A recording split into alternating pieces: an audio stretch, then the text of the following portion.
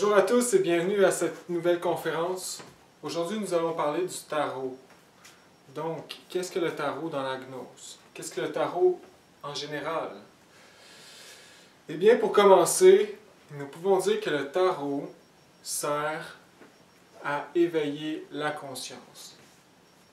Et sert seulement à éveiller la conscience. Donc, si ce n'est pas jumelé au chemin initiatique, à la gnose, ça ne sert absolument à rien. Aujourd'hui, le tarot est populaire partout. Aussitôt qu'on entend ésotérisme, on entend tarot, on voit beaucoup de gens sont attirés sur le tarot, beaucoup de gens tirent au tarot comme si ça serait un langage prophétique. Et bien sûr, en fait, la vérité, c'est que si on n'a pas la gnose, si on n'a pas les clés initiatiques enseignées par le maître Samael, si on ne connaît pas la science de la transmutation de l'énergie sacrée, sexuelle, si on ne connaît pas la mort de l'ego qui vit en nous, eh bien, le tarot ne sert absolument à rien et ne fait que nous endommager. Donc, dans les foires, les tireuses de tarot que tu payes pour aller te faire tirer des cartes, c'est ténébreux. Point final. Comment une personne inconsciente pourrait guider quelqu'un? Oui, ils vont réussir à te guider vers l'abîme. C'est ça qui va arriver. Et c'est karmique. Tirer au tarot pour quelqu'un, c'est karmique. Il y a moyen de le faire dans des exceptions. Le maître Samael en parle. Mais en général, le tarot ne sert qu'à la personne qui l'a acheté. Qu'à la personne qui lui appartient. Donc en fait, c'est un moyen de se guider sur ce chemin difficile de l'autoréalisation de l'être. Donc, ce n'est qu'un moyen de nous guider, point final.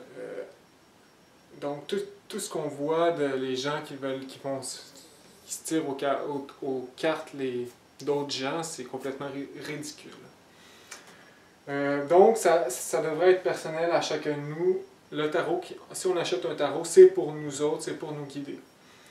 Donc, ça va nous servir durant les grandes questions de notre vie, ou que l'on peut tirer au tarot, voir si c'est positif ou négatif. Donc on pourrait dire que c'est un moyen de faire parler l'être, notre être. Parce que le fait que nous sommes inconscients et endormis, nous avons disconnecté avec les mondes internes, nous avons disconnecté avec notre propre être, notre propre Dieu, notre guide, notre bonne étoile, nous avons perdu toute connexion. Donc, c'est le moyen, en fait, pour le prophète de se guider, de faire parler l'être.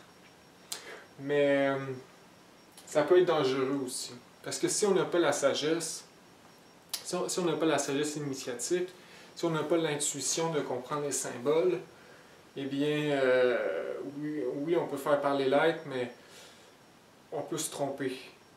Puis il y a beaucoup de chances qu'on se trompe, en fait, parce qu'on est inconscient. Donc ça prend beaucoup de sagesse. Moi je pense qu'il ne faut pas vraiment guider sa vie sur le tarot. Il faut juste l'utiliser dans des occasions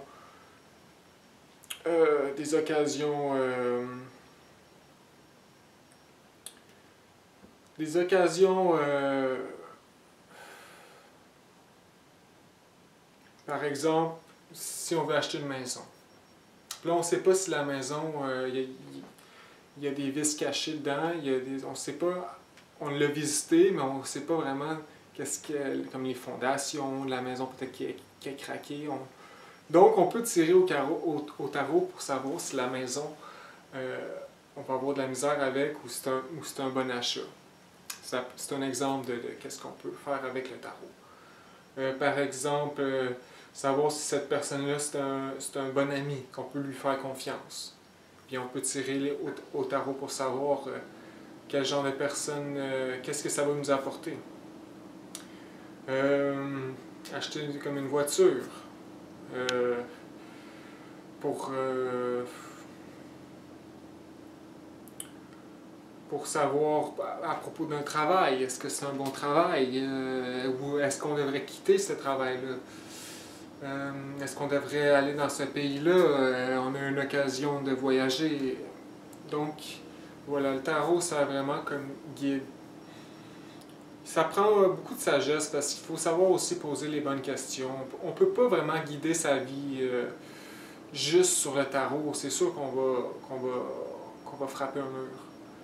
Donc, par exemple, si on veut acheter une maison, puis là, à place de demander à l'être de nous montrer est-ce qu'on devrait l'acheter, oui ou non, eh bien, il faut formuler les questions. Puis ça c'est important, c'est de réfléchir à la question en tant que telle.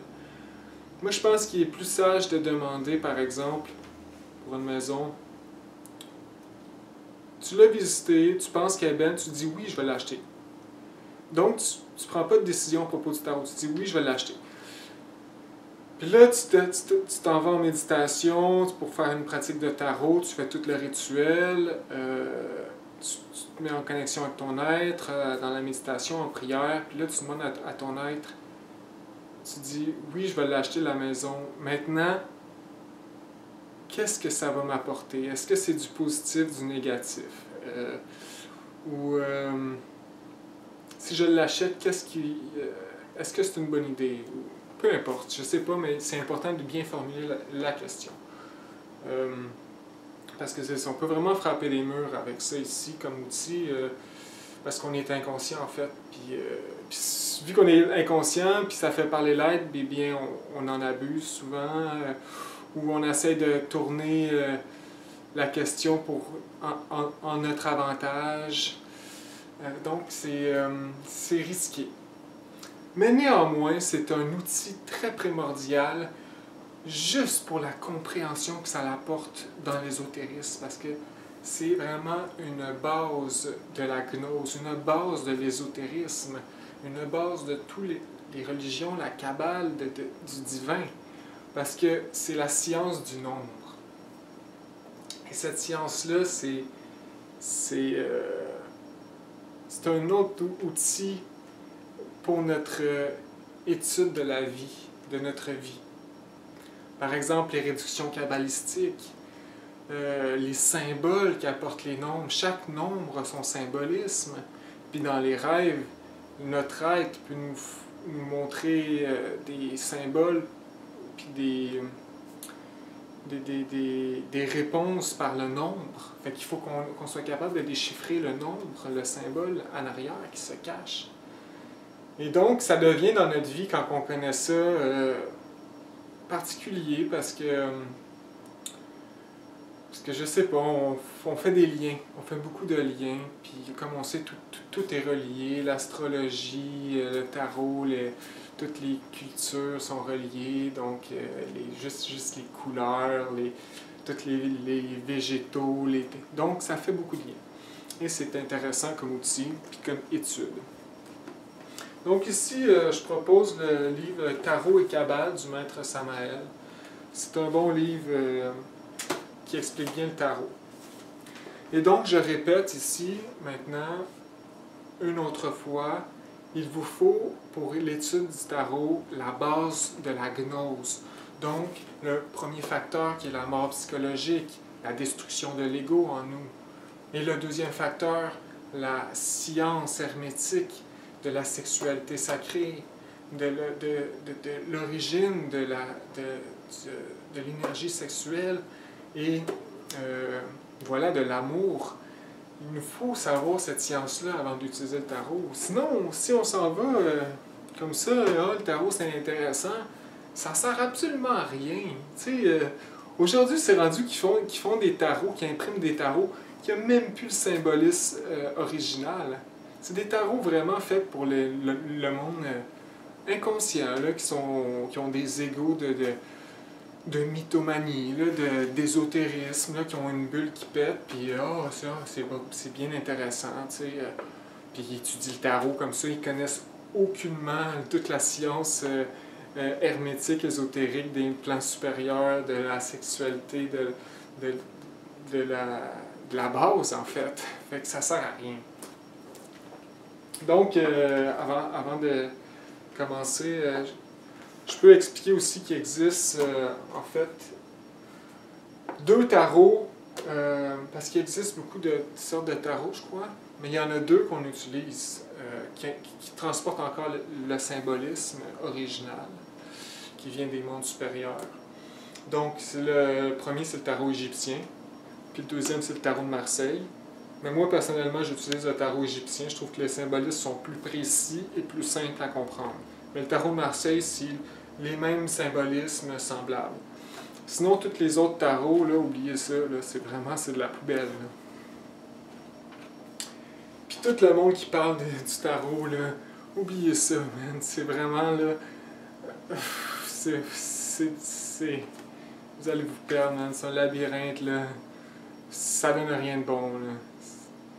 Si vous n'êtes pas capable de comprendre la gnose, oubliez le tarot, là, ça n'a pas d'allure. Bon, ok, fait que je vais commencer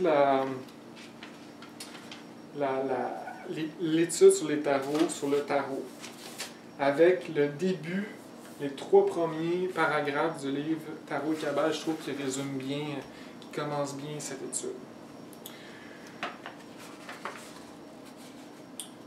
L'origine de la Kabbale se perd dans la nuit des siècles, dans cette époque où l'univers fut conçu dans le ventre du Maha Kundalini, la Grande Mère. La Kabbale est la science des nombres. L'auteur du tarot est l'ange Métraton. Il est le chef de la sagesse du serpent, et c'était lui le prophète Enoch dont nous parle la Bible. L'ange Métraton, où Enoch nous a laissé graver dans la pierre le tarot, qui renferme toute la sagesse divine. Il nous a également laissé les 22 lettres de l'alphabet hébreu. Ce grand maître vit dans les mondes supérieurs, dans le monde d'Azilu, un monde plein de bonheur inconcevable, qui, selon la Kabbale, se trouve dans la région de Keter, une séphirote assez élevée. Donc, cet ange qui a apporté le tarot dans le plan physique vit dans les dimensions, bien sûr, invisibles au prophète. Donc, Keter, qui est vraiment la séphirote la plus élevée et divine qui existe dans la Kabbale. Bref, c'est vraiment... on appelle le langage du tarot vraiment ça peut être la Bible, vraiment, la base de la Bible. Donc, je vais commencer à expliquer comment utiliser le tarot. Et ensuite, je vais expliquer chaque carte des arcanes mineurs. Donc, il existe les arcanes majeurs et mineurs. Les arcanes mineurs, c'est de 1 à 22. Excusez-moi, c'est le contraire. Je vais expliquer les arcanes majeures. Mais il existe les arcanes mineurs aussi.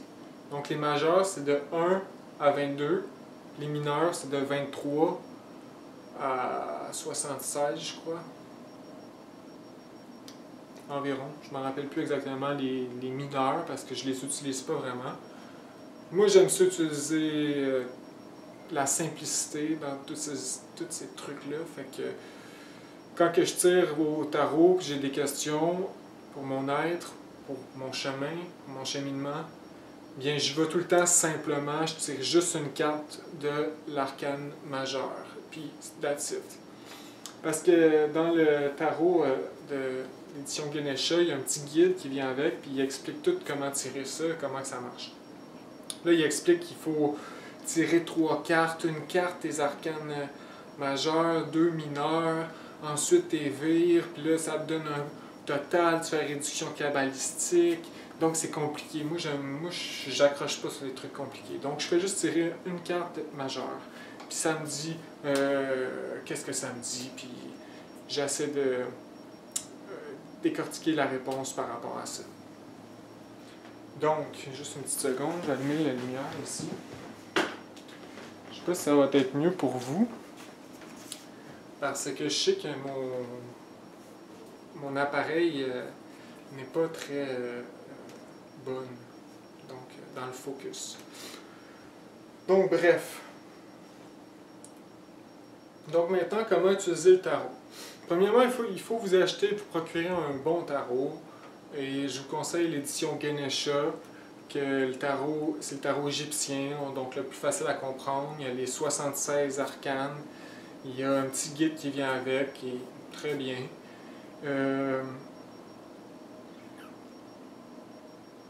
Et voilà, c'est un bon tarot.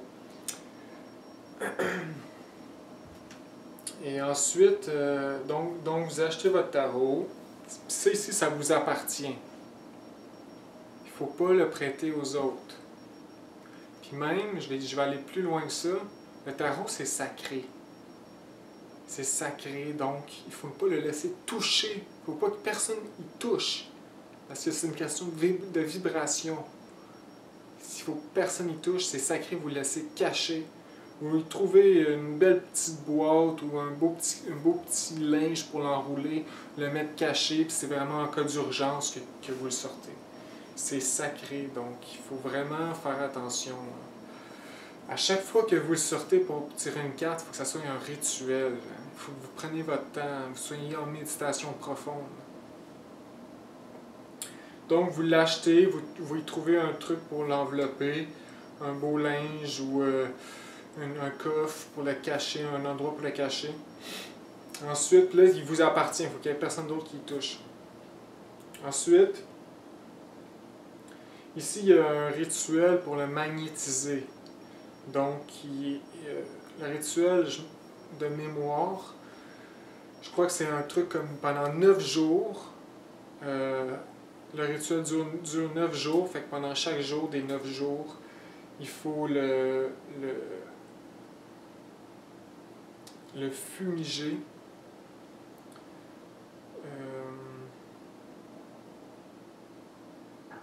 Attendez une seconde, je vais aller chercher les informations.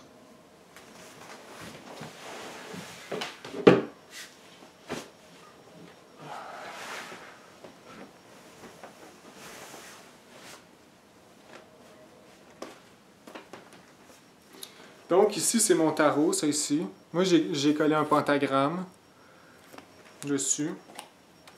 J'ai collé aussi la science des nombres, donc des carrés magiques qu'on retrouve dans le livre Magie pratique. J'ai les 7 planètes, donc Mercure, Saturne, Jupiter, etc. Donc ici, c'est les cartes sont ici. Donc ici, le tarot de Ganesha vient avec un petit guide. Ici, tu as les 76 cartes. Là, ici, tu as 2 cartes comme ça, 2 cartes pentagramme. Que moi, je les utilise, je les mets de chaque côté. Quand je fais le rituel, je les mets de chaque côté. Puis j'ai mon linge étalé avec mes cartes. Donc ça ici, c'est les arcanes majeures. Ça ici, c'est les mineurs. Il y en a plus. Donc ici.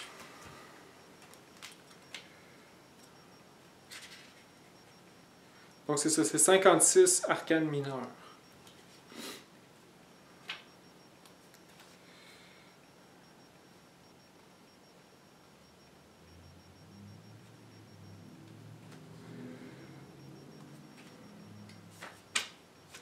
Donc, ok, je sais pas. Donc, le rituel, je vais vous l'expliquer vraiment intuitivement, mais ça doit être expliqué dans les livres Tarot, Kabbale. Donc, moi, ce que j'ai fait, de qu'est-ce que je me rappelle, ça fait longtemps, je suis pas sûr à 100%, mais ça doit pas être compliqué. C'est pendant 9 jours d'une lune croissante. Donc, vous commencez votre rituel. Il faut faire donc, vous vous mettez en méditation, vous sortez votre épée. Puis vous magnétisez les 4 éléments, qu'est-ce que j'ai enseigné dans mon dernier vidéo du magie pratique. Donc vous faites les rituels des 4 éléments, vous bénissez votre tarot, ensuite vous fumigez votre tarot. Moi ce que j'ai fait, c'est que j'ai fumigé chaque carte. Et vous bénissez le tarot au nom du Christ avec l'aide de votre Père. Et puis, vous faites quelque chose de semblable, une pratique, 9 fois pendant 9 jours. Ensuite, le tarot va être prêt à être utilisé. Et donc, comment utiliser le tarot maintenant? Donc ici, dans le petit truc de Ganesha, il explique des moyens. Mais moi, je vais vous expliquer mon moyen qui est le plus simple. Ça m'aide aussi, il l'explique dans ses livres, mais de qu'est-ce que j'ai compris, de comment je fais moi, c'est que... premièrement, tu fais une méditation avec ton tarot en avant de toi. Ensuite, quand je suis en profonde méditation, il faut vraiment que tu sois en lien avec ton être. Donc, j'ouvre le tarot, j'ouvre le linge, j'étale le tarot d'une certaine manière, donc avec les 2 pentagrammes de chaque bord, mineur en haut, majeur. J'ai mon épée. Ah oui, avant ça, tu peux faire un cercle de protection, comme j'ai enseigné aussi dans la même vidéo de magie pratique. Cercle de protection, tétragrammaton, 3 fois. On peut faire aussi les conjurations. Oui, c'est très bien à faire aussi. Ça ici pour toutes les pratiques de ce genre. Conjuration des 4, conjuration des 7, invocation du sage Salomon. Avant, cercle de protection, la totale quoi. Puis donc c'est ça, vous êtes allé en méditation, vous vous concentrez en votre question, priez votre Père. Puis là je sors... je prends mes arcanes majeurs, donc les 22 lames des arcanes majeurs. Là, je suis bien concentré en la question, en mon Père, parce que c'est sûr que c'est important, c'est des questions existentielles. Fait que tu te concentres, puis là, moi, je brasse mon jeu. Ensuite, qu'est-ce que je fais, c'est que les yeux fermés, j'étale mon jeu en avant de moi. Je l'éparpille tout partout. Puis là, je fais 7 fois le tour avec mes mains puis les doigts solaires. Puis rendu au 7e, les yeux fermés, je choisis une carte que je prends, que je mets de côté. Droite, là, comme ça. Ensuite, j'ouvre les yeux, je ramasse tout mon tarot, je le mets de côté. Puis là, je prends la carte, je la mets devant moi. Puis là, bien sûr, en méditation, tu te concentres, puis tu la tournes. Pac! Puis là, c'est la réponse. Donc ici, par exemple, je prends une carte ici. Ça peut arriver à l'envers, la carte. Quand ça arrive à l'envers, ça veut dire que c'est le symbolisme de cette carte-là, mais on va dire plus négative. Quand elle arrive à l'endroit, c'est le symbolisme de cette carte-là, un peu plus positif. Et chaque carte a son symbole. Donc, tu as des cartes plus négatives, d'autres plus positives. Et il te faut décortiquer la réponse avec ton intuition. Donc, c'est vraiment ce qui est difficile, parce qu'il faut développer l'intuition à force d'étudier la gnose. On ne peut pas faire ça si on ne connaît rien. Ça va servir à rien. Il faut vraiment l'étudier, la gnose, parce que les tarots, en fait, c'est comme l'histoire de l'initiation. La première carte, c'est le mage, c'est l'initiation. Donc, puis la dernière carte, c'est la fin, c'est le triomphe. Donc, c'est vraiment l'histoire de l'initiation. C'est comme une Bible, c'est comme un livre, du début jusqu'à la fin. Donc, il faut vraiment comprendre l'initiation, le travail ésotérique, comme je disais, les 3 facteurs de la révolution de la conscience. Et donc voilà, chaque carte a ses symboles, ses significations, et il faut décortiquer la réponse par rapport à ça. Il y a d'autres moyens aussi de tirer les cartes. Il y a aussi avec, comme je vous expliquais, 3 cartes avec les arcanes mineurs. Mais moi j'ai essayé ça, ça me faisait plus me mélanger que d'autres choses, donc je reste simple juste avec une carte du majeur. Puis à date, je trouve que ça va mieux comme ça avec une carte du majeur. Plus simple à comprendre. Et voilà. Donc comme je dis, ça peut être dangereux parce que souvent, vu qu'on est inconscient, on ne comprend pas la réponse. C'est ça qui est difficile. C'est que souvent, on veut avoir telle réponse. On n'est pas sûr, fait qu'on tire. puis on s'attend à une réponse. Fait qu'on, il faut vraiment avoir une partie neutre, il faut tirer avec sagesse, tu sais. Puis c'est vraiment, c'est personnel, c'est pour nous, c'est des questions, voilà, qu'on on veut de l'aide. Fait que on fait parler l'être, en fait. Fait que c'est pour ça que c'est aussi risqué, puis aussi, ça peut être très avantageux aussi. Et voilà. Il y a aussi un enseignement du maître Samael qui, à chaque premier de l'année, donc le 1er janvier, il y a une pratique que tu tires au tarot chaque mois de l'année qui s'en vient. Donc pour chaque mois, tu vas avoir une carte du tarot. Puis ça, je l'ai fait pendant 2 ans, quoi. Puis cette année, je ne l'ai pas faite. Non, je ne l'ai pas faite. J'aime pas ça.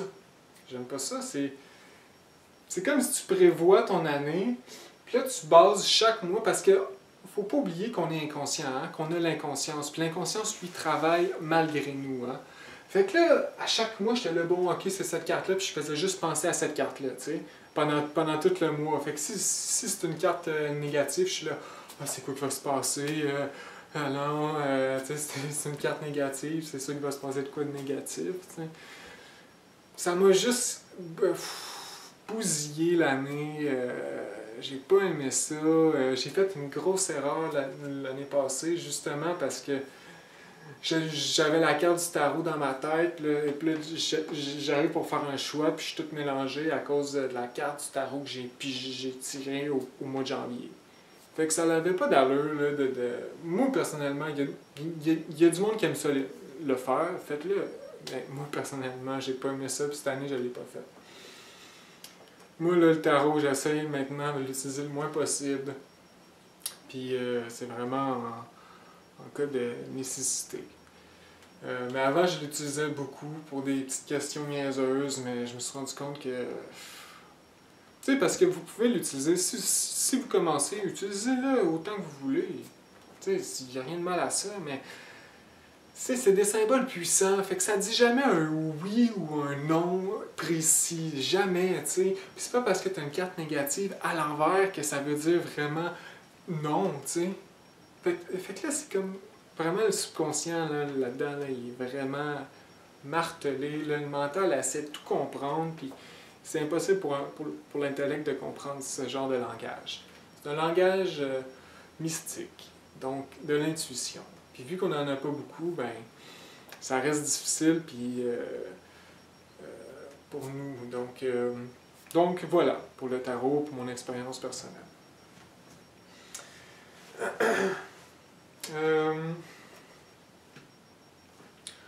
Donc je pourrais enchaîner sur chaque lame du tarot, chaque symbole vraiment rapidement. Parce que je pourrais faire des conférences là-dessus, genre une conférence par carte, là, puis je serais capable de parler pendant longtemps. Mais ici, c'est vraiment pour vous résumer le tarot. C'est pas un cours de tarot. Dans mon centre, dans le centre ici à Montréal, le cours de tarot, il dure 2 mois. T'sais. Pendant 2 mois de temps, tu étudies le tarot. C'est quand même plus avancé. Là, fait que... Mais là, ici, vous autres, je ne sais pas si vous avez un centre ou non, mais si vous n'en avez pas, ça va être les études du maître Samael, où vous achetez votre petit tarot, puis vous commencez tranquillement. T'sais. Puis voilà, c'est juste intéressant aussi parce que c'est un objet sacré, puis si vraiment c'est en cas de nécessité. Donc, voilà. C'est des études, tu sais, chaque carte apporte une réflexion, une étude. Fait que si tu as le tarot avec toi, c'est toujours bien parce que tu réfléchis sur les arcanes, puis tu réfléchis sur la gnose. Donc ici, pas besoin de vous cacher que c'est beaucoup en lien avec la gnose de Samael, donc les clés, la science de la transmutation, etc. Et la gnose du maître Samael, bien sûr, c'est pas lui qui l'a inventé, non. C'est juste celui qui l'a rapporté pour l'humanité en ce moment. Mais la gnose, elle a toujours existé, c'est éternel. La gnose vient des plans supérieurs de la nature, puis c'est fait pour nous éveiller. Éveiller la conscience à ces grandes réalités, ces grandes vérités. Donc ici, vers la fin, ici vraiment le livre Tarot Kabbale est très bien. Il explique en détail chaque carte des majeurs, bien sûr. Mineurs, on s'en sert pas beaucoup. Il explique aussi la Kabbale, parce que c'est en lien avec la Kabbale, c'est la science du nombre. Et vers la fin, tu as comme des résumés de chaque carte. Donc,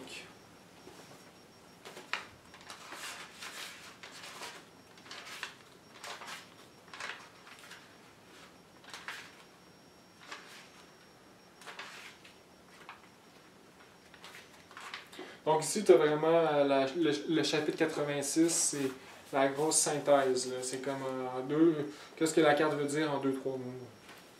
Donc, le premier, c'est le mage. Le mage, ça représente l'homme.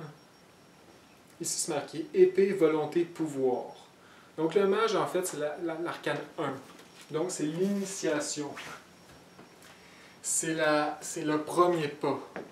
Le premier pas vers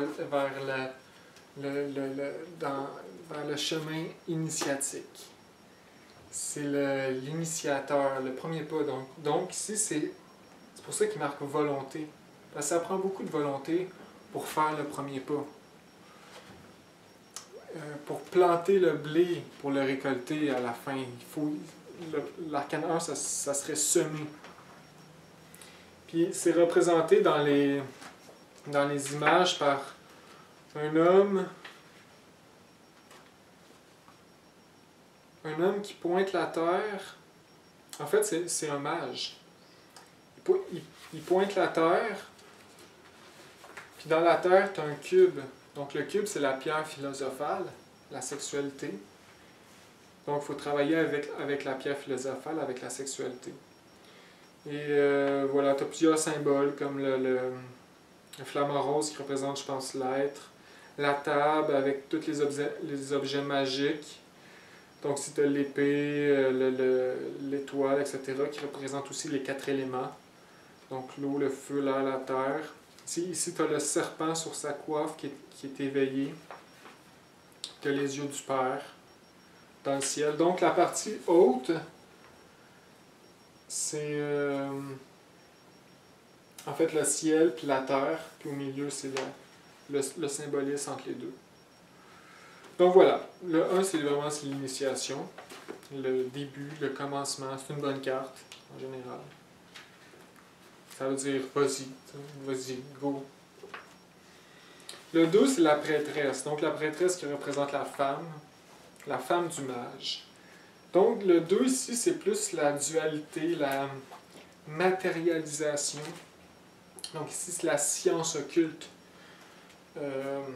Donc la science mise en œuvre, les 2 colonnes. Ici, c'est une femme assise, donc plus passif. Donc le premier, c'était actif. Lui, le 2, c'est passif. Donc c'est ça, c'est la prêtresse. Avec un coiffe sur ses yeux, donc il faut enlever comme on dit, enlever le voile du mystère un peu. Donc ici, c'est pour le 2. Donc le 2, c'est vraiment science occulte,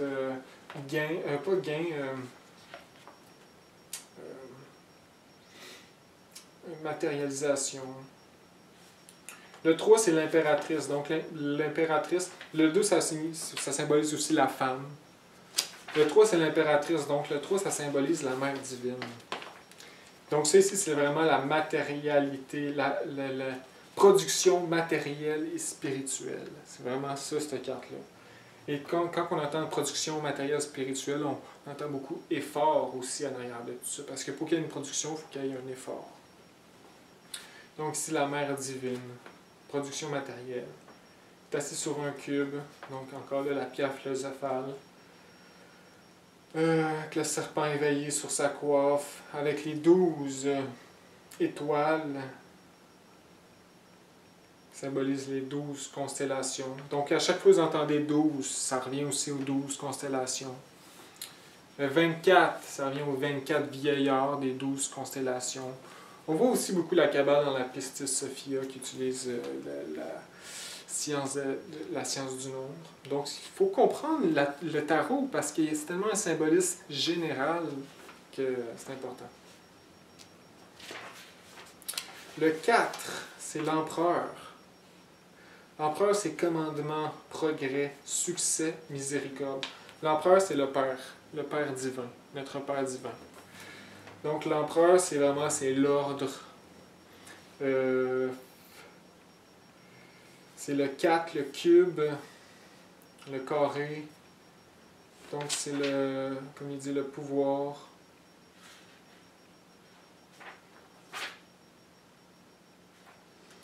Puis, comme d'habitude, chaque carte vraiment est en symbolisme avec la sexualité, bien sûr, parce que c'est le grand arcane, le grand secret. Le 5, c'est le hiérarque. Donc, le hiérarque, qui est la rigueur, la loi, le karma, Mars, la guerre. Donc, le 5, l'arcane 5, c'est la loi. En fait, c'est la loi. C'est Anubis. On voit l'image, c'est Anubis, le chacal. Le chacal, c'est la nature agressive, vraiment le karma.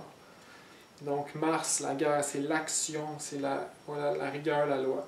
Donc ça peut être positif si on tire le 5. Ça veut dire que la loi est avec nous. Mais ça peut être négatif aussi. Ça veut dire que non, c'est le karma, tu sais. Puis tu as du karma à payer. Le 6, c'est l'amoureux. La victoire, chance favorable. 6, en fait, c'est le choix. Donc, c'est intéressant l'image.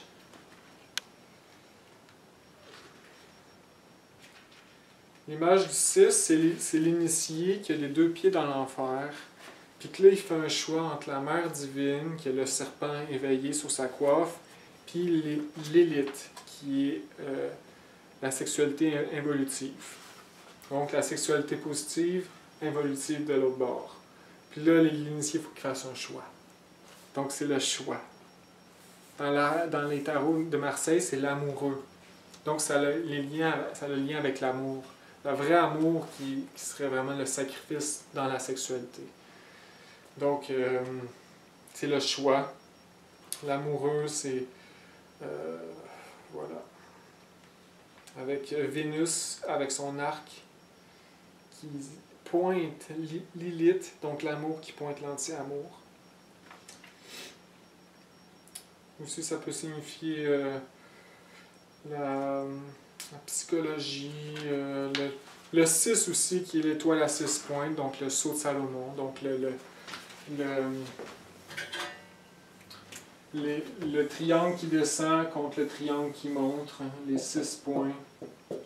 Les 6 points qui représentent masculin, les 6 en cavité, c'est féminin. Donc voilà, il y a beaucoup de symboles et c'est ça qui nous intéresse. Le 7, c'est le char de guerre. Guerre, lutte, expiation, douleur, amertume. 7, c'est une bonne carte parce que c'est le triomphe. Le triomphe, comme le 3, pour qu'il y ait triomphe, il faut qu'il y ait une guerre. Pour qu'il y ait une guerre, il faut qu'il y ait des efforts puis des luttes. Donc c'est une bonne carte assez positive. Ça veut dire que l'être va combat pour nous, en fait. Ici, on peut voir le symbolisme, c'est un char tiré par 2 sphinx. Puis au milieu du char, c'est l'être, le Père, avec son épée. Et donc, en fait, le char, c'est le corps physique, c'est nous, l'âme. Et le Père, c'est celui qui conduit à l'intérieur de nous. Les 2 sphinx, ça doit être, comme j'imagine, le symbolisme des opposés. Je ne suis pas sûr pour les sphinx, mais voilà, donc les ailes de la mère divine aussi en haut. Donc le 7, c'est le triomphe. Le 8, c'est la justice, les arcanes de Job, souffrance, épreuve, douleur. Le 8, c'est un petit peu plus difficile, une carte un petit peu plus difficile qui annonce des épreuves. Donc, c'est les épreuves de Job. Donc, il va y avoir de la souffrance, il faut avoir de la patience, le 6, le 8, excusez. Le 8, c'est symbolisé par la mère divine à genoux, sur 3 marches, avec une épée et une balance. Donc, il faut... voilà, c'est une lame assez... c'est pas négative, il n'y a pas de lame négative, positive, mais c'est une lame, mettons, difficile. La justice. Le 9, c'est l'ermite. Donc, le 9, c'est vraiment... de 1 à 9, c'est les chiffres de base des arcanes majeurs. Donc, on peut séparer les arcanes majeurs en deux. Le 1 à 9... le 10 à 22.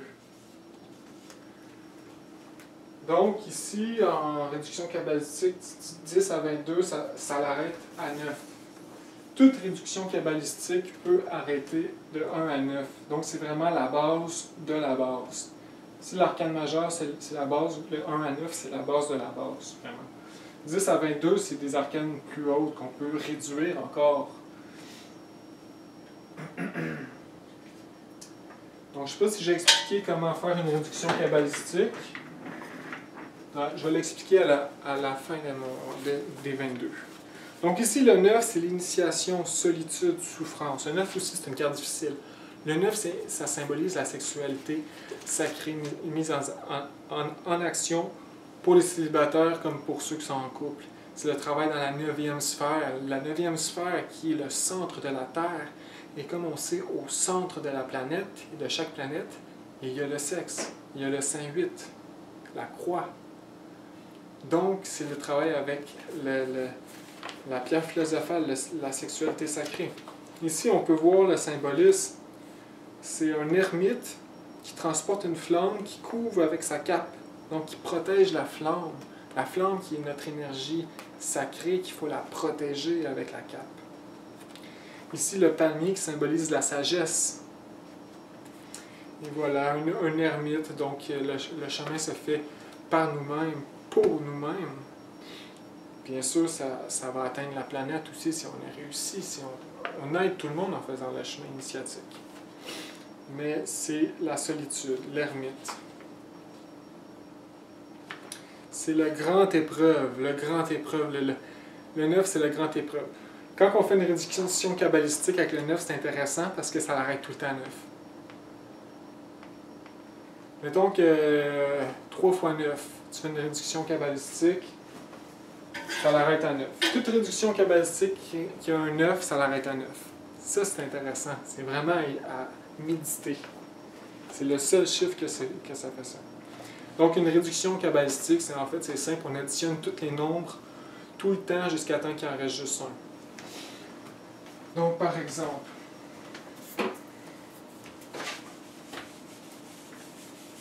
on va l'expliquer tout de suite, la réduction kabbalistique, c'est important. Donc, par exemple, dans un de nos rêves, on voit une horloge qui pointe le 12, puis le 4. Donc, ici, on peut faire le 12, le 4. Donc, c'est une réduction kabbalistique, tu fais juste tout additionner. C'est super facile. 1 plus 2, 3. 3 plus 4, 7. Donc, ça fait ça. Voilà, c'est le triomphe. Ça veut dire qu'on voulait montrer quoi à propos du triomphe. Si par exemple, tu vois le 58. Le 58, tu fais 5 plus 8. 5 plus 8, ça fait 13. 13, c'est la mort. La transformation. Donc, c'est ça une réduction kabbalistique. Comme exemple, l'adresse de ta maison, c'est le 1258. 1258. Et là, tu veux savoir c'est quoi cet appartement-là que tu vas vivre pendant toute ta vie. Mais là, tu fais 1 plus 2, 3. 3 plus 5, c'est 7, 8, 8. 8 plus 8, 16. Donc, toute ta vie, tu vas vivre dans un appartement, ça va être environ le 16. 16, c'est pas trop un bon chiffre. Mais c'est de même qu'on fait une réduction cabalistique. Mais le 16, c'est intéressant. Le 16, mon crayon va mal. J'ai des crayons. Mais le 16, c'est intéressant, parce que oui, c'est pas un bon chiffre. C'est la chute. Mais, si on fait la réduction cabalistique du 16, ça fait 7. Fait que c'est pas si mauvais que ça. Si on fait des efforts, des gros efforts, c'est le triomphe. 1 plus 6, 7. Donc, c'est pas compliqué la réduction cabalistique. Tu fais juste tout additionner. Le 666, le nombre de la bête de l'Apocalypse de Saint Jean. Donc, 6 plus 6 plus 6, 18. 1 plus... 18, c'est pas un bon chiffre. C'est comme les attaques ténébreuses. C'est la lune. Mais, 1 plus 8 égale 9. 9, c'est le grand arcane, l'ermite. Donc, c'est assez bon, assez bon. Mais le 9, encore, ça symbolise la grande épreuve. Donc, en ce moment, on est dans le 9, on pourrait dire. Dans le 18. Donc, voilà, les réductions cabalistiques. Tout se réduit. Tous les nombres de l'univers se réduisent aux réductions cabalistiques. Je sais pas. Par exemple, quand dans le livre du fils de Samaël, sur les derniers moments de la vie du maître Samaël, sa chambre, ça faisait 12, la réduction cabalistique. Lui, il a compris pas mal intuitivement c'est quoi ça voulait dire. Donc voilà les réductions cabalistiques. C'est un bon outil pour appréhender l'univers autour de nous et comprendre la gnose. Dans la Bible, par exemple, ben, chaque verset, 12, 6, tu peux faire des réductions cabalistiques, c'est sûr qu'il va y avoir des liens qui vont se faire. Donc voilà, on peut réduire de 1, au minimum c'est de 1 à 9, mais on peut rester aussi dans le grade 1 à 22, arcane majeur. Mais aussitôt qu'on est en haut de 22, donc 23, il faut le réduire, on ne peut pas rester à 23. Donc mettons qu'on veut savoir qu'est-ce que signifie le nombre 23, ben, on n'arrête pas là, on le réduit, donc 2 plus 3, 5. Fait que tous les arcanes mineurs doivent être réduits pour savoir c'est quoi la signification en arrière. Le 22, on peut arrêter au 22. Le 22, c'est une bonne carte. Mettons qu'on a...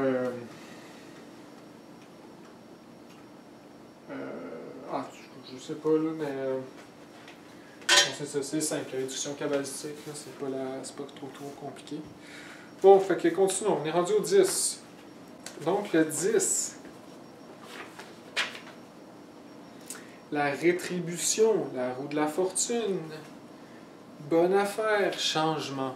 La roue de la fortune, en fait, ça signifie la roue du samsara. C'est le symbolisme de l'arcane 10, c'est la roue du samsara. Si vous n'avez pas vu mon vidéo sur le samsara, c'est un bon vidéo que j'ai fait dans mes premiers. Ça explique bien la roue du samsara, qui est un atout majeur dans la connaissance ésotérique gnostique. Donc ici, la roue du samsara, qui est en fait la transmigration des âmes. Fait ici, on voit vraiment une roue avec d'un côté quelqu'un qui monte, on peut dire un ange qui monte, de l'autre côté, un démon, la tête à l'envers, qui descend. En haut de la roue, tu as le sphinx qui symbolise le surhomme, le Christ. Et en bas, tu as les deux serpents. Les deux serpents qui symbolisent dans beaucoup de cultures, tu vois ça, deux serpents qui s'opposent. En aztèque, les Aztèques avaient ça dans le calendrier aztèque, tu as deux serpents de chaque bord qui descendent, qui se font face. En fait, ça représente le serpent évolutif et évolutif. Donc le serpent positif et négatif. Le serpent positif, c'est Kundalini, celle qui monte dans notre épine dorsale pour nous donner les pouvoirs et nous éveiller. Le serpent négatif, c'est l'élite, celle qui nous fait répandre l'énergie. gaspiller notre énergie. Donc, c'est le serpent Lilith, c'est le serpent dans Adam et Ève qui séduit Ève. Donc, ici, les serpents, ils sont dans notre enfer, dans notre chaos. Notre chaos à l'intérieur de nous, c'est notre chaos sexuel. Donc, c'est dans les glandes sexuelles, c'est notre chaos.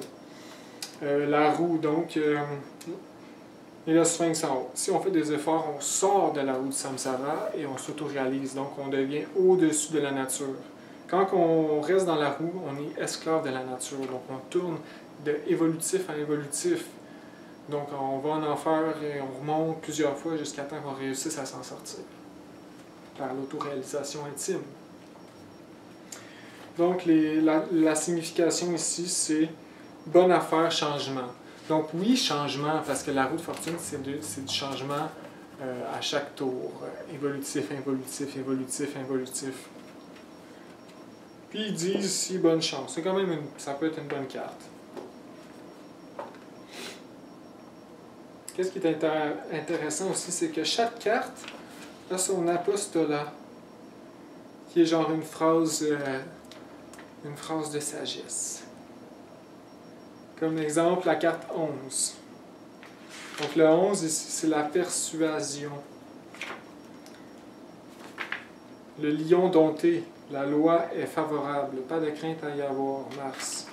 Donc ici, l'action transcendante, c'est joyeux dans l'espérance, résignant dans la tribulation, soit constant dans la prière. Donc c'est intéressant, dans chaque arcane, il y a comme une petite phrase de sagesse qui illumine l'intuition. Bref, donc le 11, c'est intéressant. Le 11, ça symbolise en fait la mère divine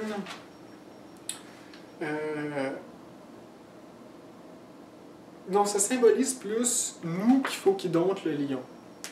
Donc ici, on peut voir l'image, c'est la mère divine qui ferme la bouche du lion tranquillement et sereinement. Comme on voit là, dans la coiffe, elle a le vautour, qui symbolise la mort psychologique, et le lion, qui est toujours symbolisé par la loi. Donc ici, ça veut dire paix la loi, ça veut dire travaille avec calme et avec amour, avec sérénité, contre les tribulations du karma. C'est pas mal ça que ça veut dire. Ça nous apporte à travailler délicatement. Le lion dompté, persuasion. La loi est favorable. Pas de crainte à y avoir. Mars. Donc Mars, c'est Mars. Donc voilà. 12. Donc le 12 ici, c'est une carte assez difficile. C'est des épreuves. C'est de la souffrance. Donc le 12, on voit ici donc, ok. Donc l'apostolat, le sacrifice, épreuve et douleur, l'arcane AZF nous sort de la douleur. Donc l'arcane AZF, c'est la sexualité transcendante. Donc ici, ça nous apporte à nous sacrifier, à donner, à travailler, à épreuve et douleur. Donc voilà, il faut continuer à transmuter, il ne faut pas lâcher, il faut persévérer. Puis on peut voir l'initié ici qui est pendu par les pieds puis qui perd toute sa monnaie entre les deux colonnes. C'est-à-dire le père et la mère. Donc il faut vraiment s'humilier. Qui est le 13. Le 13 qui est un chiffre intéressant parce qu'on est dans la culture terrien, le 13 comme un chiffre, pas terrien, plus américain. Le 13, un chiffre malchanceux. C'est ça qu'on dit. Ça, c'est un chiffre malchanceux, le 13. Bien, ça n'a aucun rapport. Le 13, en fait, qui est un chiffre assez chanceux, parce que c'est le chiffre du Christ cosmique. Comme on sait, le Christ avait ses 12 apôtres. Puis lui, c'était le 13e. C'est le 13e éon, comme parle dans la Pistis Sophia. Donc, qui est assez une bonne carte. 13, c'est l'immortalité, c'est la mort, en fait. Puis la mort, comme on sait, la mort psychologique apporte une transformation radicale. Quand on meurt psychologiquement, on devient complètement une autre personne. Donc, c'est la transformation, changement total. C'est ça que ça veut dire, le 13. Là, ici, on voit un homme avec une faux qui coupe le blé. Donc, le blé, il est mûr, on le coupe. Donc, c'est vraiment une transformation. On est prêt, on est mûr. On est mûr, donc on est récolté. Dans l'arcane de Marseille, c'est vraiment, tu vois, du monde avec décapité, avec des têtes et des mains. C'est ça, c'est le même symbolisme que le tarot égyptien, le tarot de Marseille. C'est juste avec des images différentes. Qui est donc le 14, on est rendu. 14, c'est la tempérance. Tempérance, c'est mariage, association, longue vie, stabilité, pas de changement. Donc, le 14, ça l'apporte à trouver une stabilité, être tempérant. Donc, y aller mollo, là. Y aller mollo, c'est ça que ça veut dire. Y aller doucement, là. Il reste tempérant. Puis ici, on voit un ange qui mélange les deux fluides, donc la sexualité involutive et évolutive, qui joue avec l'eau. L'eau qui représente notre énergie solaire. Avec le soleil puis les 7 pointes qui représentent les triomphes. La fleur qui représente les valeurs, la sagesse et le serpent. Donc c'est assez une bonne carte. Aussi, on peut voir dans son linge symbolisé par un carré, qui est la carte 4, puis le triangle, qui est le triamazicano, symbolise du Saint 3. Donc ici, ça l'apporte à réflexion. Donc la tempérance, ça explique bien la carte. Ça veut dire, c'est ça, sois tempérant, vas-y. Équilibre. Le 15 maintenant. 15. 15, c'est la passion. 15, c'est une carte, mettons, si je dirais qu'il y a 3 cartes plus difficiles que la moyenne, mettons 4 cartes plus difficiles que la moyenne, je dirais le 15, le 16, le 18 puis le 20. Ou non, le 18 puis le 21. Je dirais que c'est pas mal ces cartes-là, c'est pas mal des cartes qui portent la réflexion, difficiles, on va dire. Le 15, c'est la passion. Donc la passion, c'est le typhon Baphomet, échec amoureux, présage de danger. Donc le 15, c'est présage de danger. Bien sûr, le 15, on se comprend que c'est présage de danger, ça signifie littéralement la passion animale. Et donc le typhon Baphomet, notre Lucifer, qui nous met à l'épreuve, à dure épreuve. Donc, dans le tarot de Marseille, je trouve que le symbolisme est plus puissant. Tu vois vraiment le typhon Baphomet qui tient avec 2 chaînes, 2 initiés attachés au cou. C'est vraiment ça. C'est vraiment, on est lié par notre sexualité involutive, par le cou. Là, on pense qu'on est libre, mais on ne l'est pas en fait. On est des esclaves de l'Esprit Saint parce qu'on a péché contre lui.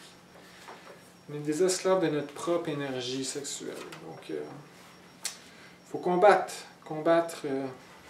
Et le 15 est... Puis ici, on fait une réduction kabbalistique du 15. C'est intéressant, ça nous apporte au 6. 1 plus 5, 6.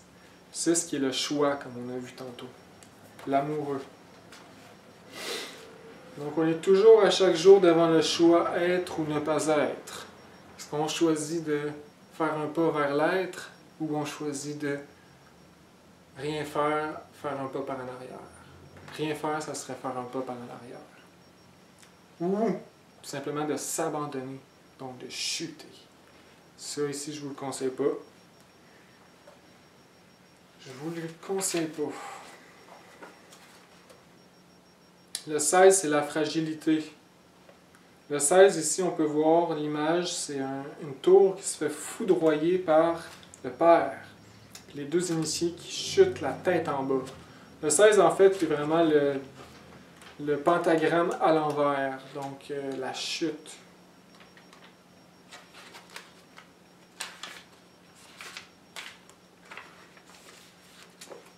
Donc, si vous tirez cette carte-là, c'est qu'il y a vraiment aussi un grand danger de chuter. C'est pas une carte favorable, là, mettons. La fragilité. Donc, la tour foudroyée, châtiment, chute terrible. Évitez cette dette. Donc, c'est vraiment une carte à faire très attention. Si vous tirez ça, ça veut dire non. Mais, mettons que tu vas acheter une maison et tu tires le 16, là, oublie ça, achète-la pas. Là. Mais, si vraiment tu as le pressentiment que c'est bon, qu'il faut le faire, puis tu tires le 16, mettons que le 16 il est à l'endroit. S'il est à l'envers, oublie ça, il n'y a rien de bon, man. Si tu as un 16 à l'envers, tourne-toi de bord, cours. Cours. Mais mettons que tu as le 16 à l'endroit. Puis là, tu pressens que tu le fais quand même. Mais dis-toi que le 16, la réduction cabalistique, ça fait 7. Ça veut dire que si tu fais un gros effort, c'est le triomphe. Fait que tu vois que ça pourrait passer, même si c'est assez négatif. Maintenant, le 17. Le 17, c'est l'espérance. L'espérance aussi, c'est attente. L'étoile de l'espérance. C'est l'attente, la patience. Si on peut voir l'étoile à 7 pointes, 1, 2, 3, 4, 5, 6, à 8 pointes. À 8 pointes qui rapporte l'arcane 8 aussi, qui est la patience. Ici, la réduction cabalistique apporte aussi à 8. On peut voir un ange encore qui joue avec deux fluides, donc le positif et le négatif. Encore là, c'est l'énergie sexuelle, transmutation, etc. On continue le travail, il faut être patient. Peut-être pas faire le choix de suite. Si on veut acheter une maison, peut-être attendre encore un peu. Maintenant, le 18, le crépuscule. 18, c'est vraiment une carte. Moi, c'est la carte que j'aime le moins. Parce que je trouve que c'est une carte... T'es tellement attaqué par les ténébreux, par le 18, puis il l'explique ici, Matt Samael, dans son chapitre. C'est pas une carte facile. Ennemis occultes. Les ennemis occultes peuvent attaquer à n'importe quel moment. Maladie, pas d'affaires. Donc c'est négatif, là. Ça veut dire prépare-toi, man, ça va barder, là. Tu vas te faire attaquer. Puis ici, on peut voir deux chiens. Le chien qui symbolise la libido. Donc ici, deux chiens face à face, le positif, négatif, la libido. Donc ici, c'est transmutation, vraiment. Niaise pas avec le feu, tu vas te faire attaquer. Le scorpion qu'on sait que, comme le signe du scorpion, qui régit les organes sexuels, donc avec un triangle par en bas, ouf, ok, ouais, c'est une carte difficile. C'est une carte difficile. Le 19, l'inspiration, le soleil radiant, succès, chance favorable, la pierre philosophale. Donc le 19 ici, le 19, c'est vraiment la plus belle carte. Là. Vraiment, là, c'est comme le succès, l'amitié, tout va bien, là, tout est favorable, l'inspiration. C'est comme là, on sort des ténèbres. On sort des ténèbres, on sort de la carte 18, 19. C'est une belle carte, le 19. C'est ça, ça symbolise l'amitié. Tu vas rencontrer une belle personne, le couple. C'est quoi qu'il dit ici? C'est un succès, chance favorable, pierre philosophale. Pierre philosophale qui est la sexualité. Donc, continuons le 20. La résurrection. Donc le 20, c'est une carte qui m'est assez difficile à comprendre encore. La résurrection des morts, changement favorable, profites-en, en finit avec les faiblesses.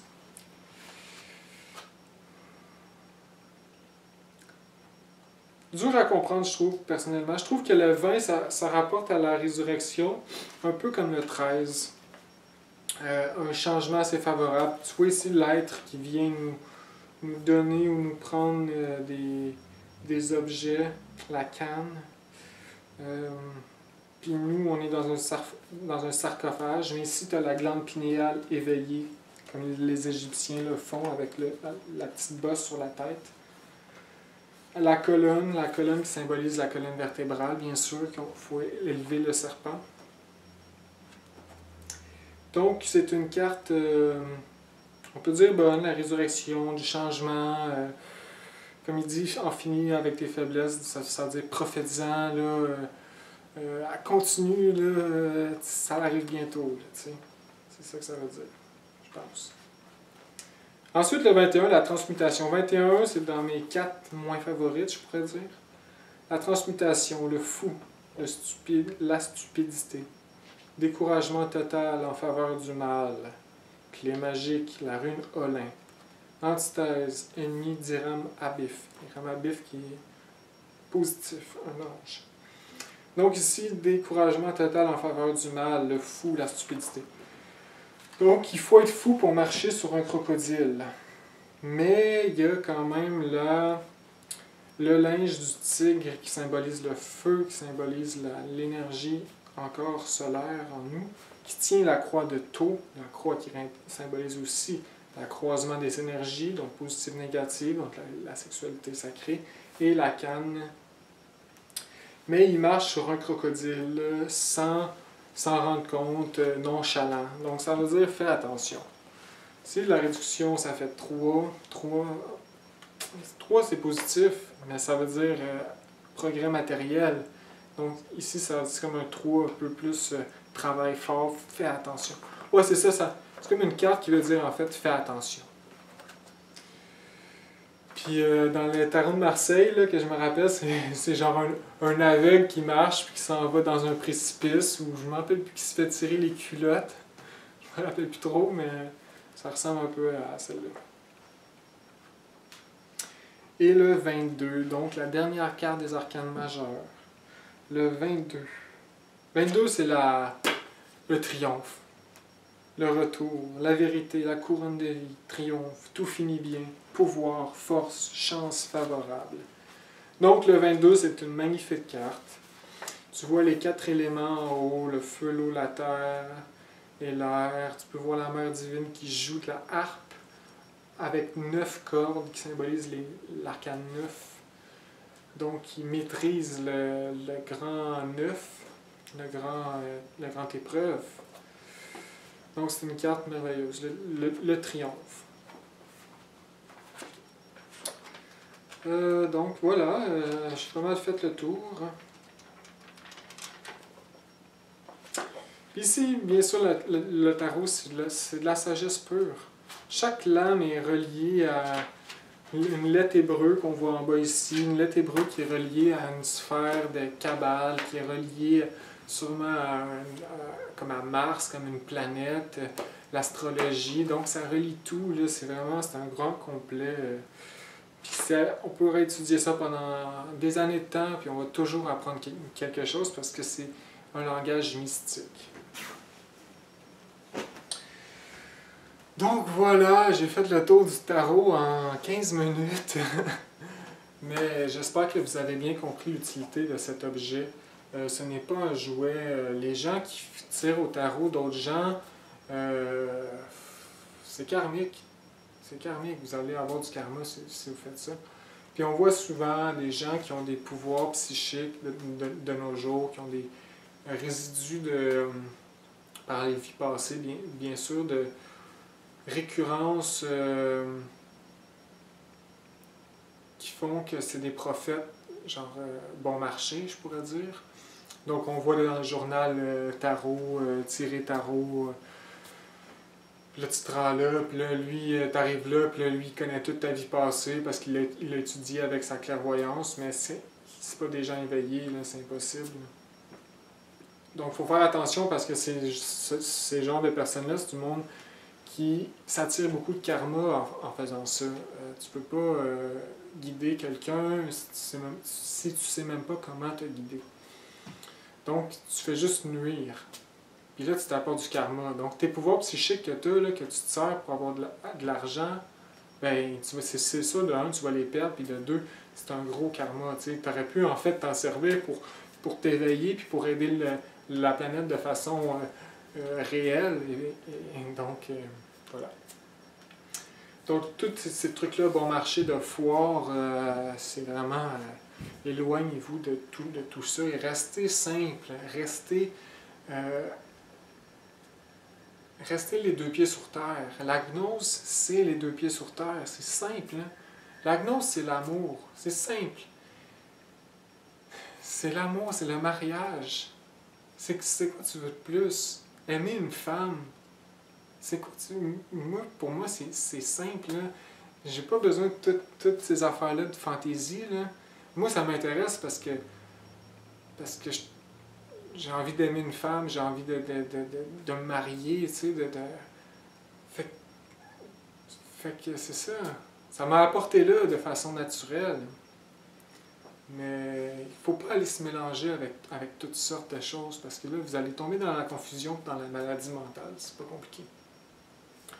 Donc voilà la méditation, encore là, qui est très important pour se vider justement de tout ce brouillard de confusion dans notre corps mental et de ce monde qui nous nuit. En fait, qu'il faut utiliser pour nous éveiller.